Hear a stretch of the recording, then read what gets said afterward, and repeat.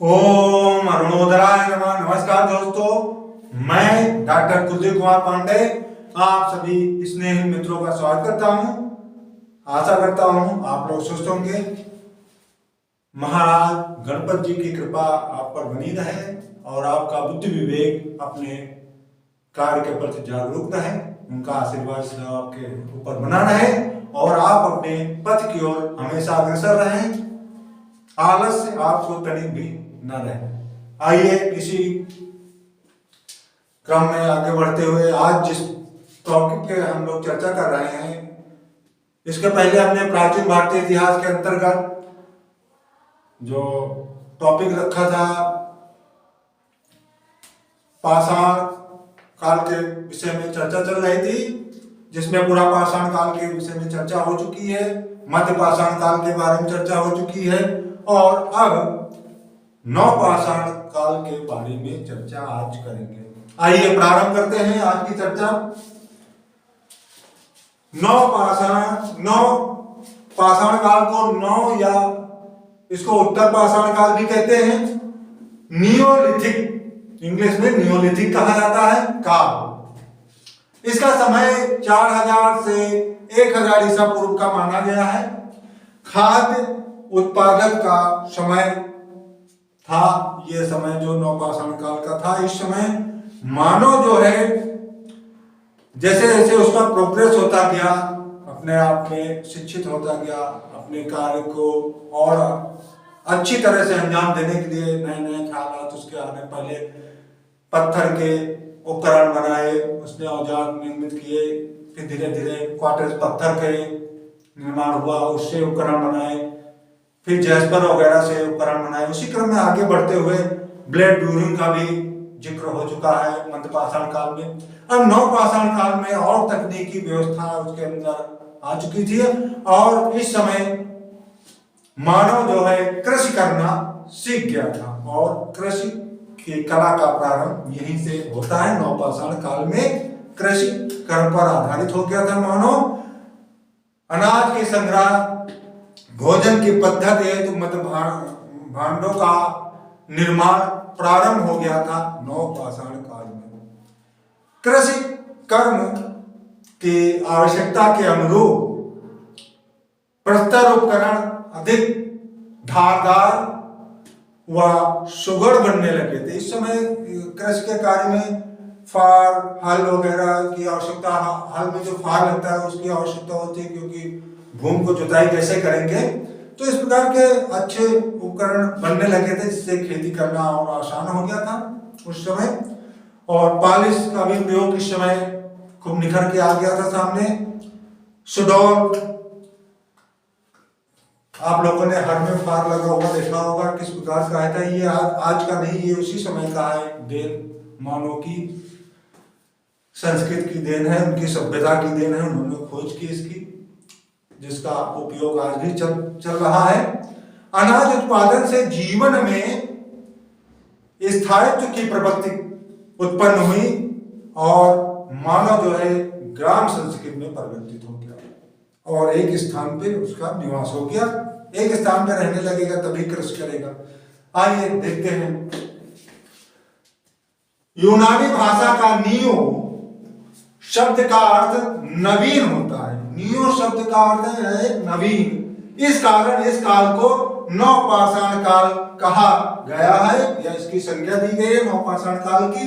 भारत में नवपाषाण काल से संबद्ध पुरातात्विक खोज के प्रारंभ का श्रेय किसे दिया जाता है तो वो है डॉक्टर प्राइमरोज जी थे, जिन्हें इस आविष्कार का श्रेय दिया जाता है, जिन्होंने सर्वप्रथम नवपाषाण काल की खोज की थी। 1842 ईस्वी में कर्नाटक, भारत में कर्नाटक के लिंगसुगुर एक स्थल है जहां से उपकरण की खोज की थी। किसने? डॉक्टर प्राइमरोज ने इस क्षेत्र से, कर्नाटक के लिंगसुगुर नामक क्षेत्र से खोज की थी 1842 में। सर्वप्रथम 1860 ईस्वी में इस काल के प्रथम प्रस्तर उपकरण उत्तर प्रदेश की टोंस नदी घाटी से प्राप्त किए गए थे। किसने किए थे? ला मसूरिये ने। अब प्रश्न यहां पे आपका बनता है कि वह स्थान बताइए जहां से 1842 में भारत के उस क्षेत्र का नाम बताइए जहां से उपकरणों की खोज की थी। तो वो क्षेत्र आएगा आपका कर्नाटक के लिंगसुगुर। और किसने की थी? डॉक्टर प्राइम रोज ने। अगर यही प्रश्न आ जाता है कि सर्वप्रथम उत्तर प्रदेश में किसने खोज की थी, तो वो थे ला मसूरिये ने खोज की थी उत्तर प्रदेश में। और भारत का जब नाम आए तो वहां पे डॉक्टर प्राइम रोज का नाम आएगा। और उत्तर प्रदेश के नाम में, उत्तर प्रदेश में जब पूछा जाएगा तो ला मसूरिये ने की थी 1860 में, और भारत में की थी 1842 में डॉक्टर प्राइम रोज में। यह बड़ा डिफिकल्ट क्वेश्चन है, यह आपको याद करना होगा। भारत में सबसे प्रथम नवपाषाण कालीन बस्ती के प्रमाण मिले हैं। नवपाषाण कालीन बस्ती के प्रमाण कहां से मिले हैं? मेहरगढ़ का नामक एक स्थान है वहां से। और ये मेहरगढ़ कहां है? यह है सिंधु एवं बलूचिस्तान का क्षेत्र था जो पाकिस्तान में है। यहाँ मेहरगढ़ है, यहाँ से इसके इस पाषाण कालीन बस्ती के उपकरण मिले हैं कि उनके भवन निर्माण वगैरह यहाँ पे एक बस्ती रही होगी, खुदाई से ये सब प्राप्त किया गया है। पहले कृषि कार्य के साक्ष्य मिले हैं। सर्वप्रथम कृषि कार्य के साक्ष्य जो प्राप्त हुए हैं वो मेहरगढ़ से ही हुए हैं कि यहाँ पे जो है खेती हुई होगी नवपाषाण काल में, ऐसे साक्ष्य प्राप्त हुए। नवपाषाण कालीन प्राचीन खेती के साक्ष्य भी प्राप्त हुए हैं। कहां से? इलाहाबाद से। ये तो हो गया मेहरगढ़ से प्राप्त हुए कृषि के साक्ष्य। और इलाहाबाद के पास कोलडीहा एक क्षेत्र स्थल है जहां से नवपाषाण कालीन प्राचीन खेती के साक्ष्य प्राप्त हुए। इसके पश्चात अगला पॉइंट है, इस समय में मानव खाना बदोश जीवन त्याग दिया था। खाना बदोश जीवन, इधर उधर घुमक्कड़ों वाला जीवन त्याग दिया था और एक स्थायी रूप से रहने लगा था। ठीक है ना, एक कुटुंब के हिसाब से, एक उनका परिवार करीब 20-25 लोगों के एक साथ रहना, कृषि करना और अपना जीवन यापन करना, इस तरह के कार्य नवपाषाण काल के समय में प्रारंभ हो गए थे मानव के समाज मानव के अंदर। आइए देखते हैं अब इसके और भी पॉइंट है, इसको साफ करके उस पर चर्चा करते हैं।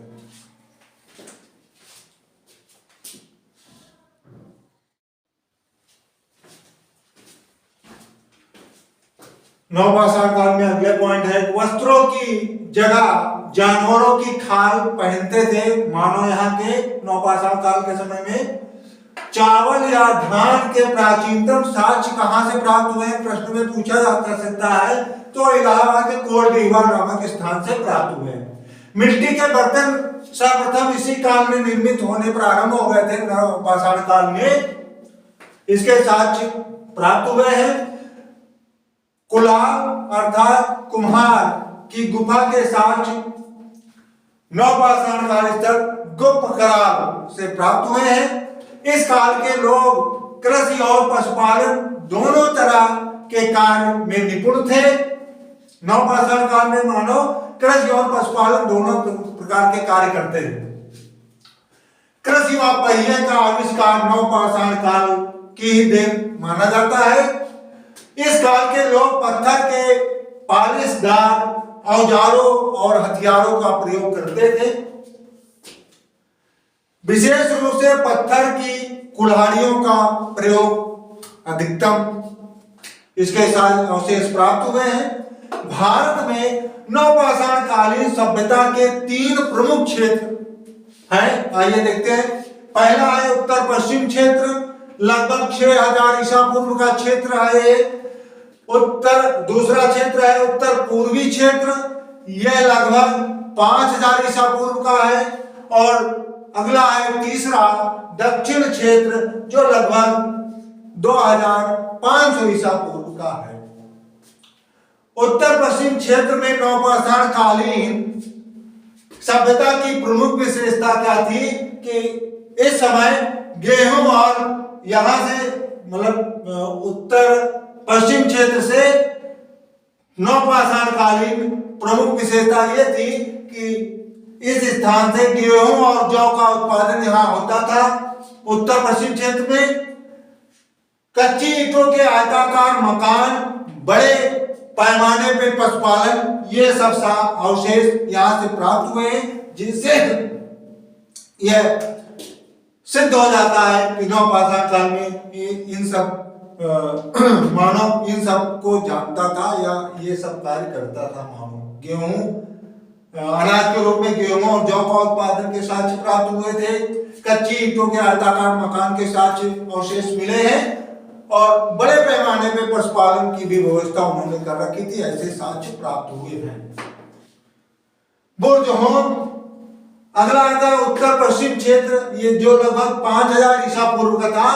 यह जो है कश्मीर घाटी में बुर्ज-होम गुप्त कला वही कुम्हार वाला जो मैंने चर्चा की थी कि पहिए का आविष्कार हो गया था तो कुम्हार के द्वारा बनाया जाता था, मिट्टी के बर्तनों का आविष्कार हो गया तो कुम्हार ही बनाता था।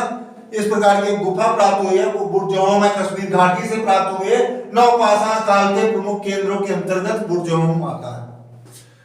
और उत्तर पूर्वी क्षेत्र में मृदभांडों के अवशेष भी प्राप्त हुए हैं और कृषक बस्ती जो प्राप्त हुई है, इसके अवशेष जो प्राप्त हुए हैं कृषक बस्ती के, ये मेहरगढ़ से प्राप्त हुए हैं। और मेहरगढ़ कहाँ पड़ता है?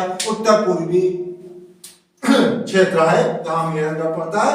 इसके बाद आता है दक्षिण क्षेत्र जो लगभग 2500 ईसा पूर्व का। बुर्ज-होम में गर्द आवास जो उत्तर पूर्वी क्षेत्र है वहां से बुर्ज-होम एक स्थल है।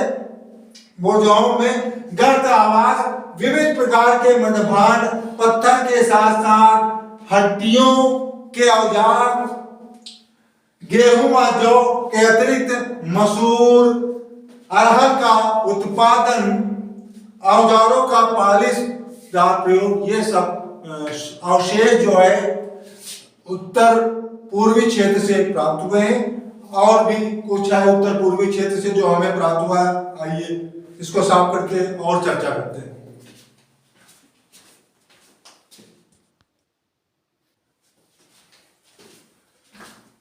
बुर्ज-होम में मनुष्य की कब्र में कुत्ते को भी साथ में दफनाया जाता था।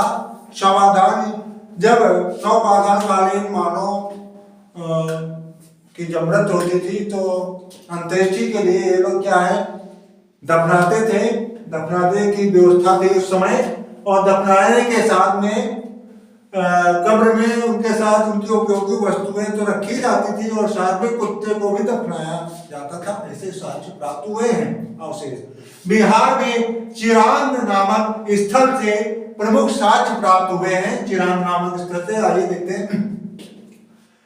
हिरणों के सींगों से बने उपकरण बहुतायत मात्रा में बिहार में चिरांद से प्राप्त हुए हैं। टोरा कोटा की मानव मूर्तिकाएं प्राप्त हुई हैं, बिहार में ही है। अगला असम व मेघालय में इस काल के महत्वपूर्ण स्थल प्राप्त हुए हैं। इस क्षेत्र में मृदभांड विशिष्ट है जिन पर रस्सी से चिन्हित किया गया है और मोती चिपकाए गए हैं उसके ऊपर। दक्कन में नवपाषाण कालीन स्थल थे। चंदौली, नेवासा, दैमाबाद, ऐरण, जोखा आदि ये दक्कन में थे। दक्षिण भारत में नवपाषाण कालीन जो बस्तियां प्राप्त हुई हैं वो स्थल थे नागार्जुन कोंड, मस्की, पिक्कीहल, ब्रह्मगिरी, हल्लोर आदि। और भी बहुत कुछ है नवपाषाण काल से संबंधित जिसकी चर्चा नेक्स्ट अगले वीडियो के माध्यम से मैं आप तक पहुंचाऊंगा। आज यहीं तक अपनी चर्चा को समाप्त करते हैं। कल फिर से नवपाषाण का सेकंड पार्ट लेके फिर आपके समक्ष हाजिर होगा। नमस्कार दोस्तों, धन्यवाद।